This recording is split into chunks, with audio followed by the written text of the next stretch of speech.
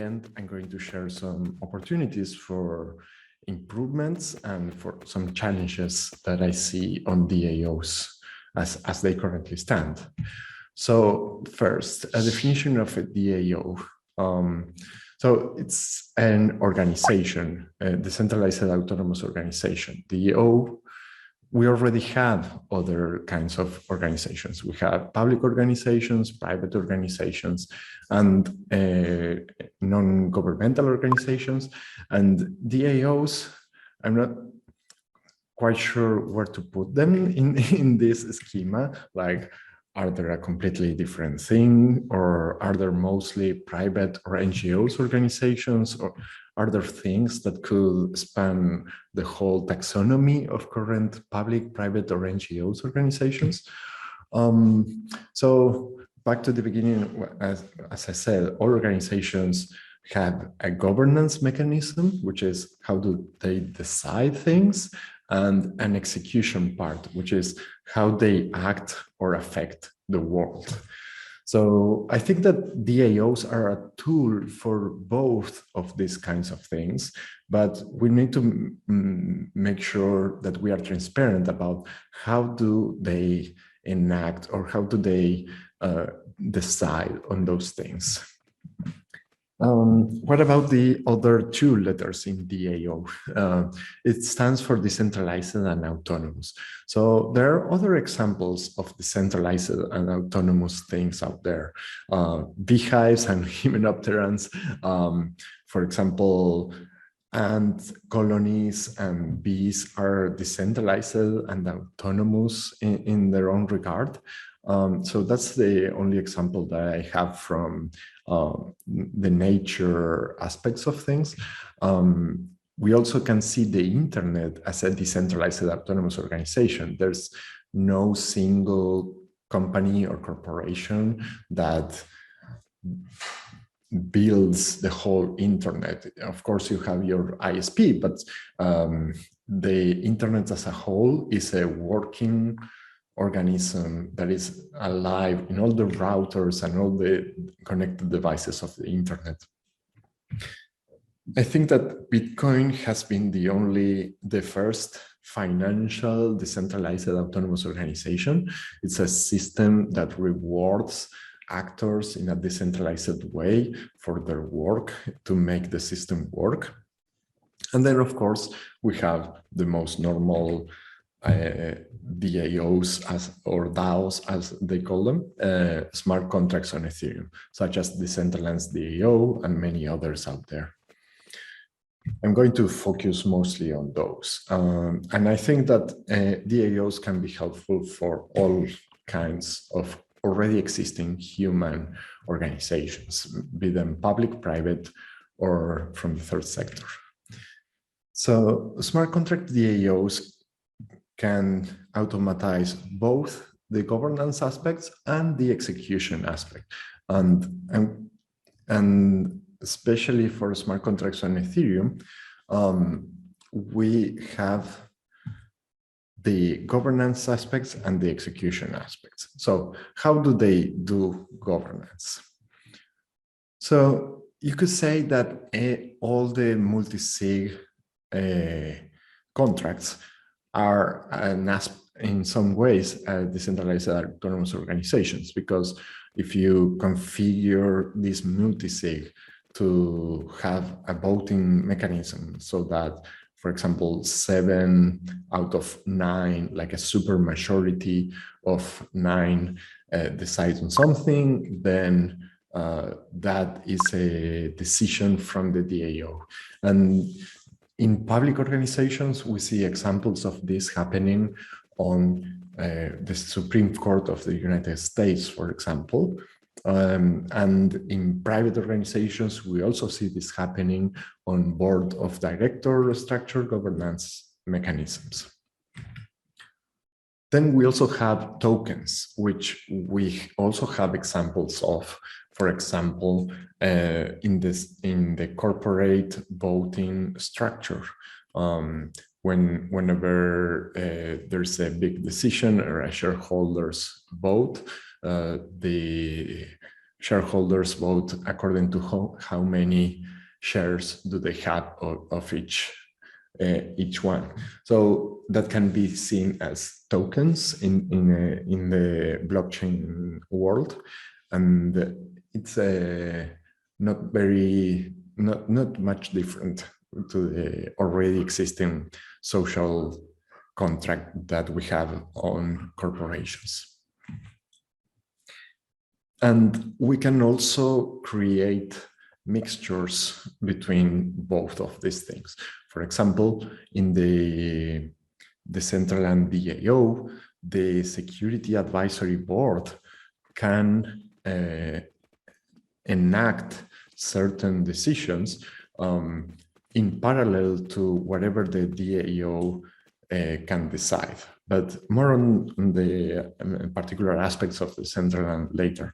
But the curious thing is that the DAO can reflect very complex mechanisms to govern, that is, to make a decision.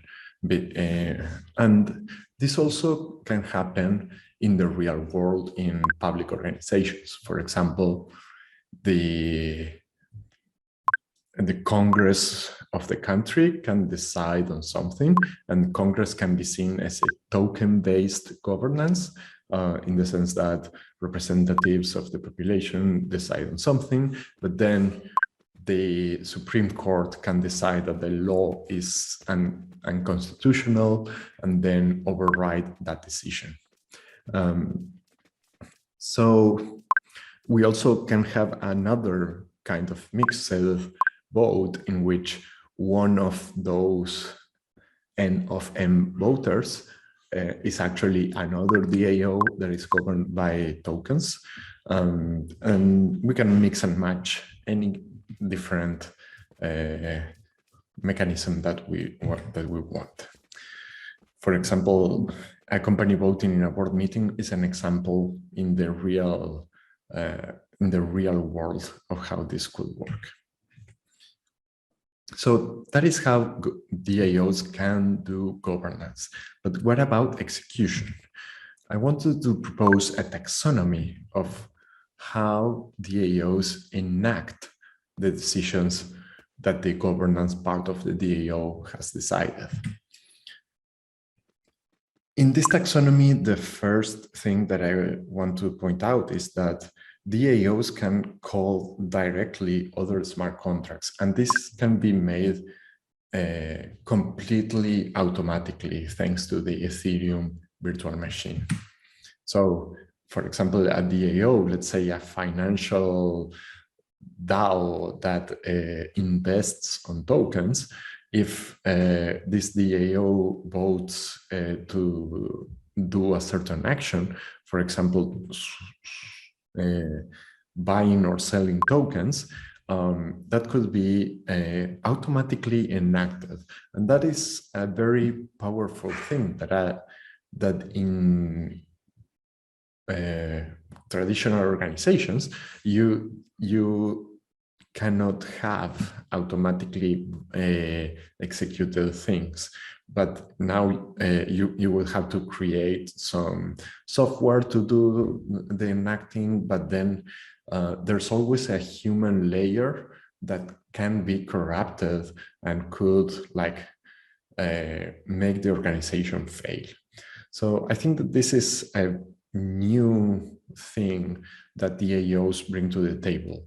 DAOs in conjunction with the Ethereum virtual machine. Then there is another kind of calling smart contracts, which I called off-chain references. For example, this financial DAO example should resolve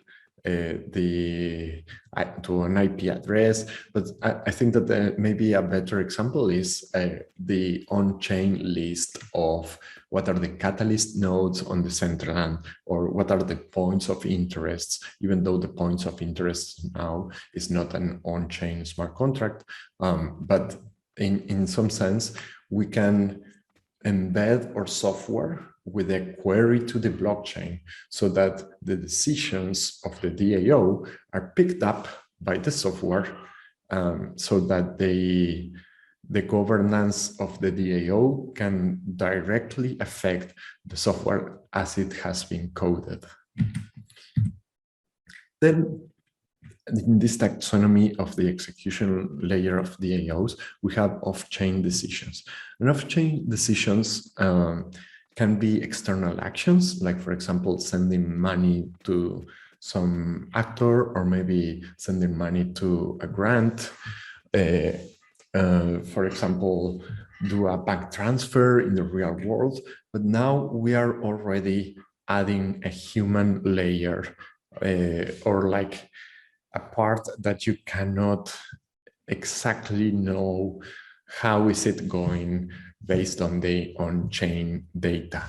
So if this financial DAO, for example, creates an investment in a real world, then there's probably going to have to be some intermediary that will have to hold the shares in the name of the DAO. And that adds a point of failure for the execution and for the normal running of a normal life of the DAO.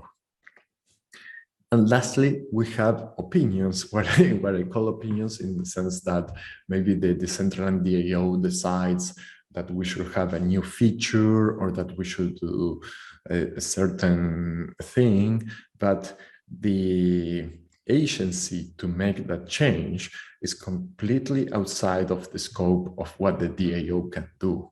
So let's say that the DAO decides to create a VR client or a new mobile client for Decentraland. Those would be like only opinions if they are not bound to some grant, but that will be the previous category, which is external actions.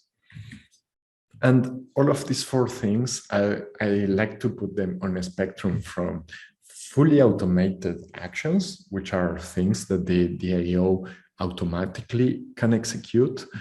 And in the other side of the spectrum, things that the DAO cannot possibly audit its performance, like whether the VR client has been coded or not, or maybe if a feature has been decided on, or has been implemented or not, or coded into the code. That would be merely an opinion, and there's no on-chain data. There's no oracle for whether that was a successful action. But if we go back to the other spectrum of on-chain actions, for example, let's invest on a certain token. If this is a financial DAO, the performance of that action can be then traced back to the vote, and you can know whether or not that was a good decision based merely on the on-chain data. And then we have a full spectrum in between of those two things. So we've seen all this governance of DAOs. We have N of M voting, we have token-based voting, we can mix and match these kinds of things. Then we have how to execute those actions that the DAO decided. And if you take anything from this talk, I hope that you at least take this concept of DAOs are tools for deciding on things and to execute on those things, and the kinds of things that it can execute can be extremely automated, and performance can be seen on the blockchain itself. And on the other side of the spectrum, there are some things that the DAO can merely express an opinion, but it cannot really act upon it, nor know if it has been a successful action. Now, next to the other point that I wanted to discuss, which is delegation and specialization, I'm going to take the Decentraland DAO as an example. There are two kinds of delegations that I want to discuss. The first is how to do a weighted vote on the DAO. So currently we have different weights for the different tokens in the Decentraland ecosystem, and each one of them gives you different voting power for your vote weight into the DAO. And many different members can delegate their votes to another person, and that provides a mechanism which is similar to why do we vote for politicians, because we want to spare the mental effort of coming to conclusions about how to govern our lives, or like how to find like common agreement on shared pools of resources and how to live a civil life. And that delegation frees up the time by specializing and by the division of labor in our society, which is the Ricardian notion of creating a more efficient mechanism for our economic activity.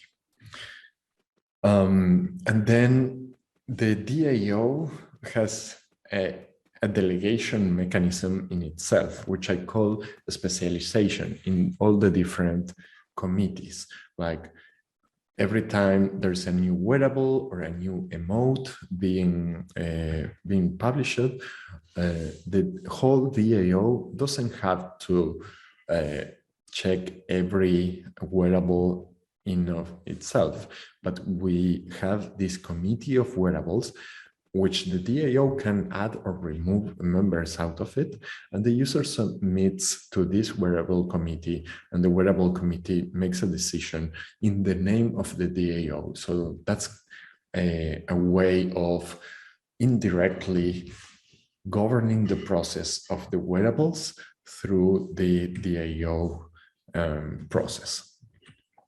We have many different other committees, for example, the Security Advisory Board, that also can be, their members can be added or removed out of it if one of those members is deemed like irresponsible, or if he wants to like resign from this committee, the DAO members can add or remove members out of these committees. We also have the governance squad, and we have the DAO committee and the grant squad, and all of this could have their members added or removed. But the number of automatization mechanisms on all these squads is not as on-chain encoded as the wearables and the security committee itself. So to end the conversation, I just wanted to mention some of the lessons learned from these years of watching the Decentraland DAO growth, and some challenges that we are seeing, not just for Decentraland itself, but for all DAOs in general that are based on smart contracts on Ethereum. So I think that the first thing is that the transparency in these systems, it's a huge opportunity for using this in more and more real world senses. I think that the transparency that it adds could be of benefit for a lot of governments or governmental processes. It could replace a lot of the bureaucracy that we currently have. And it can increase the legibility on the decisions that they make. For example, if like there's some budget being allocated, imagine that all the companies in the or all the government licenses could be like legible on a blockchain. I think this could enhance the public's opinion and data that they have of the governments. by decreasing the bureaucracy and by increasing the efficiency of, for example, the media that it can have on the government processes. It would add a lot of clarity to the process of funding, both for the private and the public sectors, because you could also have venture-backed startups having their cap table on a blockchain, but probably you also want to have some privacy, and that I'll add a note on that later. A challenge that the DAOs have is the challenge of economic abuse, which is, for example, a person could take a loan of the governance token and then vote on a certain decision, which is completely different than the community or the other previous holders that what they will have on a certain aspect. And then the actor that voted differently to everybody then could repay the loan and take some gain out of voting in a completely different way than all the other actors would have. So this is a challenge that we need to, like all DAOs will have to be very wary of in the future. Then another potential problem is that having tokens, meaning having power, could not be the best way to distribute the decision power inside of DAOs. For example, we're seeing a lot of chatter and conversations about the whales voting on certain topics in favor of themselves, and I think that this could be problematic in the future, but it's definitely something that could be fixed in certain ways as long as the incentives are well aligned. So I don't have the answers to how to solve these problems, but probably something along the lines of quadratic voting or something related to how to delegate or favor certain community actors that are deeply involved into the project but don't have the tokens to back their decisions. How could we match them with investors or with people that have a lot of stakes on mana or land and things like that, and to have those actors delegate their power as it happens in real life with politicians getting the support and the backing of industries and companies. Another challenge that the DAOs have is the extreme automatization of things, because maybe some of these DAOs are extremely automated, and that maybe leaves out the space for people to raise a flag or back off from certain thing. With the Decentraland, we have the security to make sure that any bug in the smart contract can be quickly fixed by this trusted set of peers. But there are other challenges that could become an issue in the future. And lastly, I'm sorry, I just have 1 or 2 more minutes. Who watches the watchers? How do we decide how much voting power does a landowner have? How do we decide how to distribute quadratic voting? And all of those things could be, we could draw a parallel between that and having a change in the constitution. So changing the constitution is like a huge thing, but it is exactly what happens whenever the DAO voting parameters change. So transparent system is a thing that I'm super excited about seeing in DAOs and how they can affect the real world. We have to be very careful about the economic abuse that the DAOs enable. And the most important thing is to know how the governance is set up and how does that change over time, and how can we allow as a community for change of that over time. Thank you so much for listening to me, and I'm happy to answer any questions that you might have. Yes, thanks a lot for amazing speech, and we have some questions. Very interesting topic and very great to have opportunity to have the first-hand information from you. And I will go with like a couple of questions.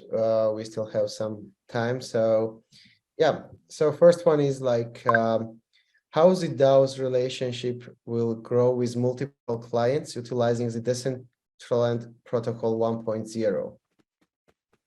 Yes, so I think that the software that you run in itself is a very important aspect of all of this. And I hope that in the future, the different Decentraland clients can evolve and can provide a lot more power to the users. And that power has to come in the sense that they have to be able to make their own decisions. So maybe if the DAO decides, like, for example, that avatar wearables can be 1 gigabyte in weight or something like that, and my connection doesn't allow for that, well, maybe if I have the power to control my own client, I can, even though the consensus of the DAO, that's an opinion, that's on the far spectrum of an auditable performance, my client could ban those wearables because I just don't have enough bandwidth in order to render those avatars. So I think that the DAO is excellent for the economic choices, like, for example, what's the marketplace rate fee and those things that affect all of us. But then there's another level of consensus that is running software, and the software that runs ultimately is a lot closer to the user. And I think that the user should have a lot more power over those. And I think that's why it's important for all the clients of Decentraland, as far as possible, to be open source, so that users can inspect and see and hopefully change their own implementations and how do they interpret the Decentraland protocol. Sure, thanks a lot. And now I'm gonna go to next question. So it is like, how can the DAO get more in touch with the foundation? That's the first one. And is it possible for a DAO vote to remove foundation members? So it's a very interesting question, actually. Yes. So I think that the DAO and the foundation, as far as I understand, they are completely separate entities. So I don't think that the DAO could vote on changing the foundation members, because the foundation is an independent entity. But I definitely think that there is a lot of room for improvement for communication between the DAO and the foundation. And I definitely think that the DAO, as it expresses the wishes of the broader Decentraland community, whenever the foundation does something that the DAO doesn't like, I think that it should strongly signal that things should be different.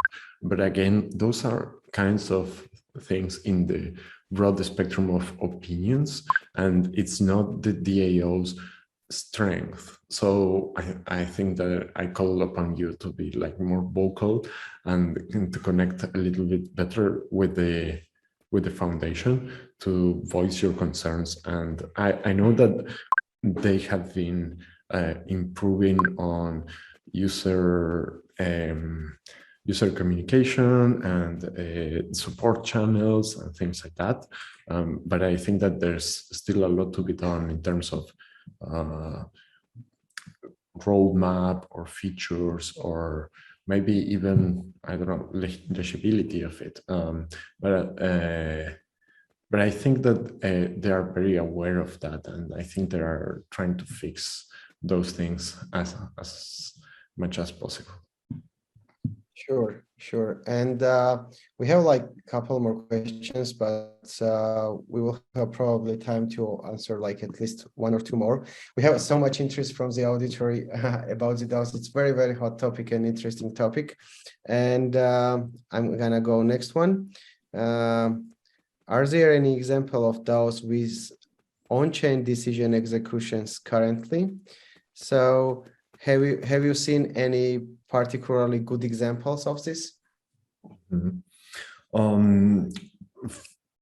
Within the Decentraland DAO, I think that the only example of like very active like vote is the change in the market rate. That is something that will be executed automatically, but it's not very interesting. It's funny because the Decentraland DAO is so relatable because it's this virtual world, and you want to like change it and like create. It's very easy for someone to say, okay, the Decentraland client should do this and that and that, but it's also very hard for that to be automatically enforced. I think that the number one, it's very easy to find examples of that in DeFi. Mostly MakerDAO or Uniswap and those kinds of things, where the only thing that they have to vote is on parameters or whether to accept one token or not. Those are very simple and easy examples of automated votes and automated decisions. The Decentraland DAO is not really on that spectrum, but I hope that we can improve on that. Thanks a lot for answering those questions, and I think we can cover one more. So you were discussing about the question of proposals within the DAO and transparency. Do you have any methods or ways to combat conflicts of interest? Yeah. It's no, like I honestly, I don't think. I think that transparency.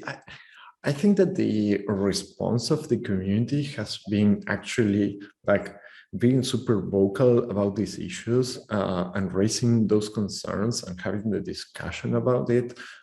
It's in itself like a good immune response to these kinds of abuse of power. Unfortunately, I think that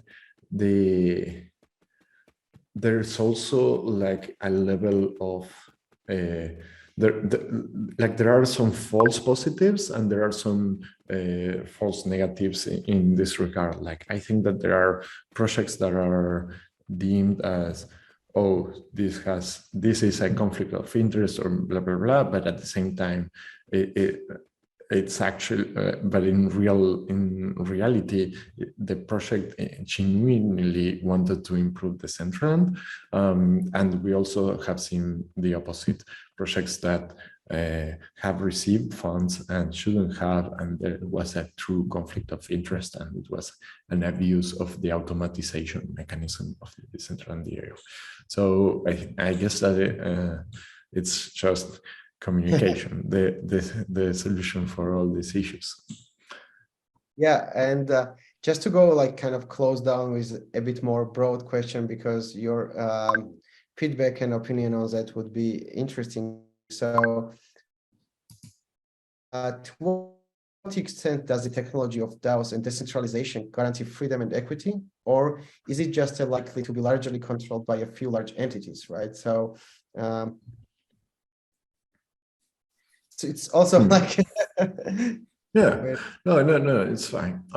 So I think that in some sense,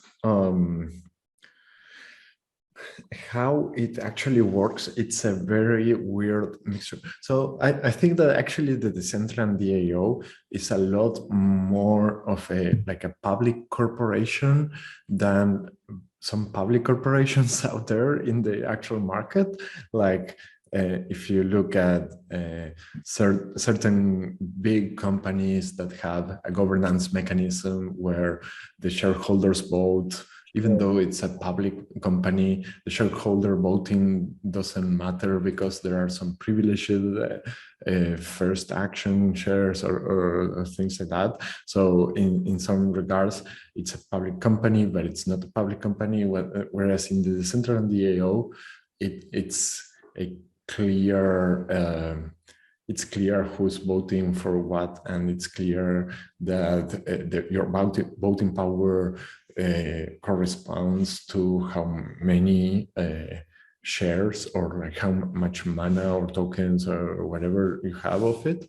But it's also interesting that it has the possibility to become a way more democratic system.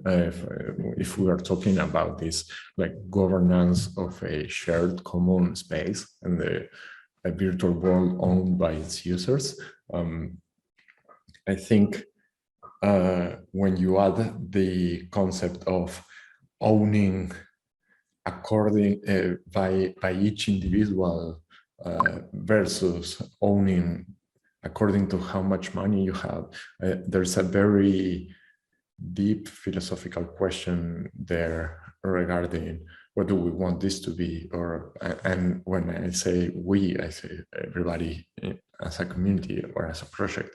Where do we want to go? Whether we want to go more as a like a public, transparent corporation, or whether we want to be a public, transparent, governmental-like organization of this virtual world.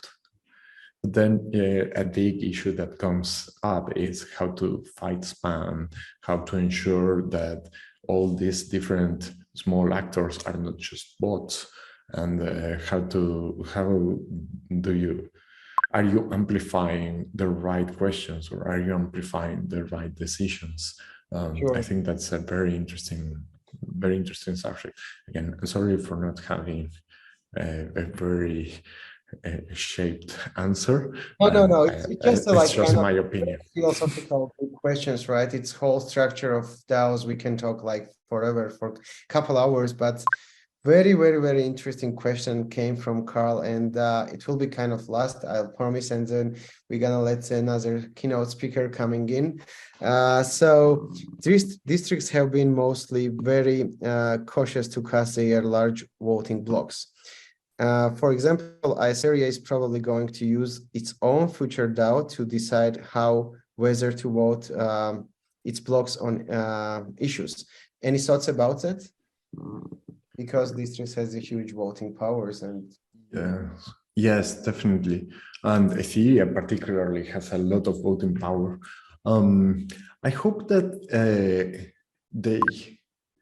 they find some way to delegate to different actors, because if the Ethereum district votes as a whole block, then it's going to be hard to counter that.